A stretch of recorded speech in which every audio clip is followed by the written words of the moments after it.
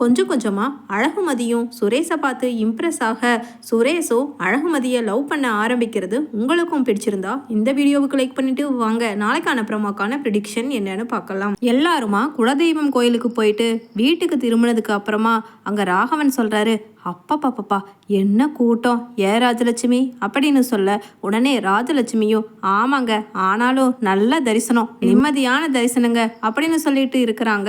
அதே சமயம் மலரு போய் எல்லாத்துக்கும் ஒரு கப் காஃபி எடுத்துட்டு வாப்போ அப்படின்னு சொல்லிட்டு ராஜலட்சுமி சொல்ல உடனே மலரும் காஃபி போடுறதுக்காக போயிடுறாங்க. அதே சமயம் அவன் ராஜலட்சுமி இங்க பீரோவில் வச்சிருந்த 10,000 ரூபாயை காணுமே அப்படின்னு சொல்லிட்டு சத்தம் போட்டுட்டு ரூம்குள்ள போனவர் வெளியில பதட்டமா ஓடி வர்றாரு. உடனே எல்லாருமே என்னது 10,000 ரூபாயை காணுமா அப்படின்னு சொல்லிட்டு கேட்குறாங்க. ஆமாண்ண, இந்த பீரோவில் தான் 10,000 வச்சுருந்தேன் அப்படின்னு சொல்லிட்டு ராகவனும் சொல்ல உடனே ராஜலட்சுமியும் ஆமாங்க, நான் தானே உங்ககிட்ட பத்திரமா வைங்க, பாக்கியராஜ் சம்பளம் வாங்கி நம்மக்கிட்ட கொடுத்தான்னு சொல்லி கொடுத்தேன், அந்த பணத்தை பீரோவில் தானே நீங்கள் வச்சிங்க, நான் என்னோட 2 கண்ணால் பார்த்தனே அப்படின்னு சொல்லிட்டு ராஜலட்சுமியும் சொல்ல அதே சமயம் அழகுமதி நல்லா தேடி பார்த்தீங்களா அப்படின்னு கேட்க உடனே ராஜலட்சுமி ஆமாம், இவ பெரிய போலீஸ்காரன் பொண்டாட்டியாமா, அதனால் என்கொயரி பண்ணுறதுக்கு வந்துட்டா, நல்லா பார்த்தாச்சுமா அப்படின்னு சொல்லிட்டு அங்கே சொல்கிறாங்க. உடனே அப்பா என்னப்பா சொல்கிறீங்க, வீட்டுக்குள்ளே எந்த திருட வந்து எடுத்துகிட்டு போவான் அப்படின்னு சொல்ல உடனே ராஜலட்சுமி வேற யார் வரப்போறா, எல்லாம் நம்ம சொந்தக்காரங்க தான் அப்படின்னு சொல்லிட்டு சொல்கிறாங்க. உடனே சுரேஷும் அம்மா என்னம்மா சொல்கிற, சொந்தக்காரங்களா, யார் திருடி இருக்க போகிறா பணத்தை, அதுவும் 10,000 ரூபா பணத்தை நம்ம சொந்தக்காரங்க யார் திருட போகிறா அப்படின்னு கேட்குறாங்க. உடனே கோமதி, மீனா, ராஜி எல்லாருமே ரொம்ப கஷ்டப்படுறாங்க. என்னது நம்மளை பார்த்து ஒருவேளை இவங்க இப்படி பேசுகிறாங்களா அப்படிங்கிற மாதிரி மனசு குழப்பிக்கிட்டே இருக்க உடனே என்ன ராஜலட்சுமி சொல்கிற, ஏன் தங்கச்சி மருமக இந்த மாதிரி வேலையை அவள் குடும்பத்தோட வந்து செய்வாளா, இப்படியெல்லாம் பேசாத அப்படின்னு ராகவனும் சொல்ல உடனே அங்கே ராஜலட்சுமி சொல்கிறாங்க, என்னங்க நான் என்ன உங்கள் தங்கச்சி மருமகளோட குடும்பத்தைவா சொன்னேன், அவங்களையெல்லாம் சொல்லலைங்க, ஐயோ நீங்கள் எல்லாம் தப்பாக எடுத்துக்காதீங்க, ஆனால் நம்ம வீட்டில் இப்போ வேற ஒரு புதுசாக சொந்தக்காரங்க வந்துட்டு போனாங்கல்ல, அவங்கள அதனால தான் நான் கூப்பிட வேண்டான்னு சொன்னேன், காசு பணத்துக்கு வேண்டி என்ன வேணாலும் பண்ணுவாங்கன்னு, ஏன் அவங்க பிள்ளைய நல்லா சம்பாதிக்கிறான், பேங்க் வேலையில் இருக்கிறான்னு சொல்லி தலையில் கட்டி வச்சாங்கல்ல, லவ் பண்ண சொல்லி ஏமாத்த சொல்லி அவங்களோட வேலையாத்தான் இருக்குன்னு நான் சொன்னேன் அப்படின்னு சொல்லிட்டு ராஜலட்சுமியும் சொல்ல உடனே ராகவனும் என்ன சொல்கிற, நம்ம மலரோட அம்மாவையும் தம்பியையுமா சொல்கிற அப்படின்னு கேட்குறாரு. ஆமாங்க, அவங்கள தவிர வேற யாரும் அந்த பணத்தை எடுத்திருக்க மாட்டாங்க அப்படின்னு சொல்லிட்டு அங்கே ராஜலட்சுமியும் சொல்ல உடனே அழகுமதிக்கு கோபம் வந்து முன்னாடி போய் இந்த குடும்பத்துக்காக மாடா ஓடா தேயிற மலர் அக்காவை பார்த்து அவங்க குடும்பத்தை இப்படியெல்லாமா கேவலப்படுத்துவீங்க, அதுக்கு நீங்க கூப்பிட வேண்டானே சொல்லியிருக்கலாம் அப்படின்னு சொல்ல அதே சமயம் மலரோட தம்பி கார்த்தியும் அவங்க அம்மாவும் திரும்பவும் வர்றாங்க.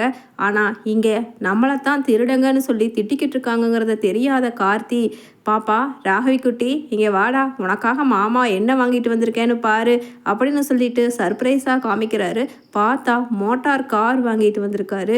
அப்பா நல்லா இருக்கு மாமா, சூப்பராக இருக்கு மாமா அப்படின்னு சொல்லி குழந்தையும் அதில் ஏறி உட்காந்து ரிமோட் காரில் பெருசாக ஓட உடனே அங்கே எல்லாருமே அமைதியாக இருக்கிறாங்க. என்ன மலரு எதுவுமே பேச மாட்டேங்கிற, உன் தம்பி நம்ம ராகவிக்கு வேண்டிதானே அழகாக கார் வாங்கிட்டு வந்திருக்கா, உனக்கு பிடிச்சிருக்கா பிடிக்கலையா அப்படின்னு அங்கே மலரோட அம்மாவும் கேட்க உடனே ராஜலட்சுமி பின்ன வாங்கிட்டு வராமல் சொந்த காசு போட்டு வாங்கிட்டு வந்தா தானே அது கஷ்ட நஷ்டம் தெரியும், இது திருடிட்டு போன காசில் வாங்கிட்டு வந்தா அப்படித்தான் இருக்கும் அப்படின்னு சொல்ல ஏண்டா சுரேஷ் இந்த கார் என்ன விலடா இருக்கும் அப்படின்னு கேட்குறாங்க ராஜலட்சுமி. உடனே அம்மா நீ கொஞ்சம் அமைதியாக இருக்கியாம்மா, என்ன ஏதுன்னே தெரியாமல் பாவம் அவங்க மேலே பழி போடுறியே அப்படின்னு கேட்க எனக்கு தெரியும்டா, இவங்கள தவிர வேற யாரும் இந்த வேலையை செஞ்சுருக்க மாட்டாங்க. என்னப்பா மலரோட தம்பி, உன் பேர் என்ன கார்த்தி, உனக்கு இப்போ சந்தோஷமா, எங்கள் பீரோவிலேருந்து 10,000 ரூபாயை எடுத்துகிட்டு போய் இந்த காரை 5,000க்கோ 6,000க்கோ வாங்கிட்டு வந்துட்டு மீதி பணத்தை ஆட்டையை போட்டுடலான்னு என்ன எல்லாரும் கண்டுபிடிச்சிட்டாங்களான்னு வேவு பார்க்குறதுக்கு வந்தீங்களா அம்மாளும் மகனும் அப்படின்னு சொல்லிட்டு பேசுகிறாங்க. உடனே அங்கே கார்த்தியும் அவங்க அம்மாவும் ஷாக் ஆகி என்ன சொல்கிறீங்க, பணத்தை காணமா, சத்தியமாக அதை நாங்கள் பார்க்கல அப்படின்னு சொல்லிட்டு அவங்க நிற்கிறாங்க. உடனே மதியும் ஸ்டாப் தி நான்சென்ஸ், என்ன பேசிகிட்டு இருக்கீங்க, அவங்க இந்த வீட்டுக்கு பொண்ணு கொடுத்தவங்க, அவங்க இந்த மாதிரி வேலையை பண்ணுவாங்களா? ச்சே, எனக்கே அசிங்கமாக இருக்குது இப்படிலாம் பேசுறது அப்படின்னு சொல்ல, உடனே ராஜலட்சுமியும், ஆமாம், ஒருவேளை உங்கள் அம்மா அப்பா வந்தாங்கல்ல, அவங்க எடுத்திருப்பாங்கன்னு சொல்லி நீ படியை ஏற்றுக்கிறியா அப்படின்னு கேட்குறாங்க. உடனே, சி, நம்ம உண்மையை பேசுனா ஏன் இப்படியெல்லாம் நீங்கள் நடந்துக்கிறீங்க?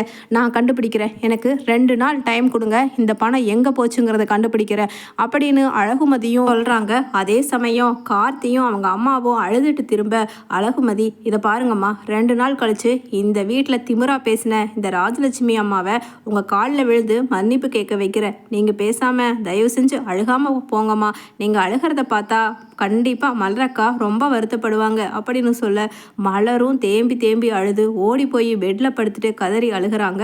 அழகுமதி, அக்கா அழுகாதீங்கக்கா, இன்னும் ஒரே ஒரு நாளில் நான் முடிஞ்ச வரைக்கும் கண்டுபிடிக்கிறேன் அந்த பணத்தை யார் எடுத்திருப்பாங்கன்னு அப்படின்னு சொல்ல, உடனே அழகுமலர் சொல்கிறாங்க, வீட்டில் நம்மளை தவிர வேறு யாருமே இல்லை மதி, வேறு யார் எடுத்திருக்க போகிறாங்க? எனக்கு ஒன்றுமே புரியலை, எல்லாருமே நல்லவங்க தான் அப்படின்னு சொல்ல, எனக்கும் புரியும்க்கா, ஆனால் நான் சீக்கிரம் கண்டுபிடிக்கிறேன் அப்படின்னு சொல்லிட்டு மறுநாள் டிவி பார்த்துக்கிட்டு உட்காந்துருக்காரு ராகவன். அதே சமயம் அங்கே சோஃபா மேலே கிடக்கிற ஃபோனை அடிக்கிறது கூட தெரியாமல் பார்த்துக்கிட்டு இருக்க, உடனே அழகுமதி ஃபோனை எடுத்து கொடுக்குறாங்க. அதை வாங்கி பார்த்த ராகவனுக்கு பேரை பார்த்த உடனே பகீர்னு தூக்கி போடுது.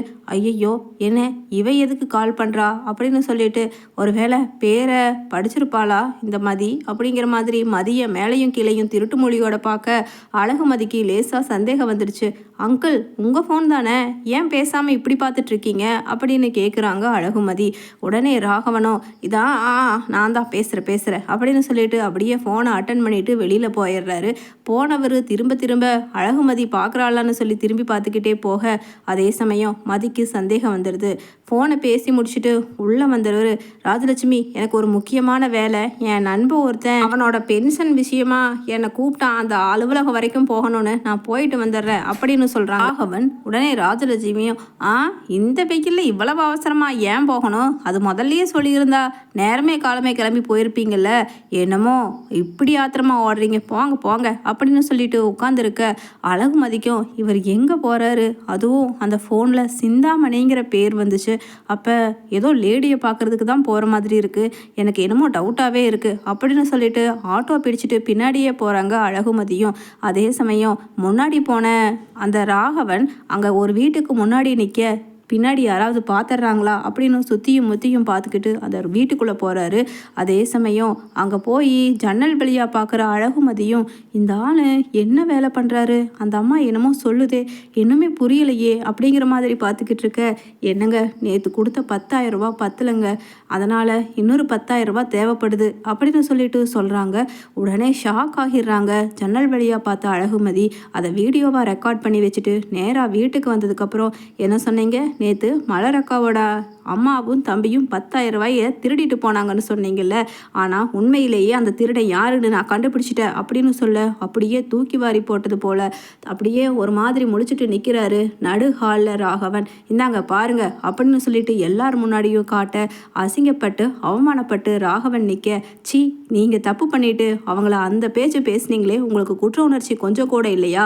ஒழுங்கு மரியாதையா 2 பேருமே அங்கே மலரக்காவோட தம்பியும் அவங்க அம்மாவும் காலில் விழுந்து மன்னிப்பு கேட்கணும், அவங்களுக்கு எவ்வளவு வருத்தமாக இருந்திருக்கும், கூனி குறுகி இத்தனை பேர் முன்னாடியும் அப்படின்னு சொல்ல, உடனே கோமதி, மீனா, ராஜினி எல்லாருமே ராகவனை கேவலமாக திட்டுறாங்க. ச்சே, என்ன நீங்களோ ஒரு பெரிய மனுஷனானு.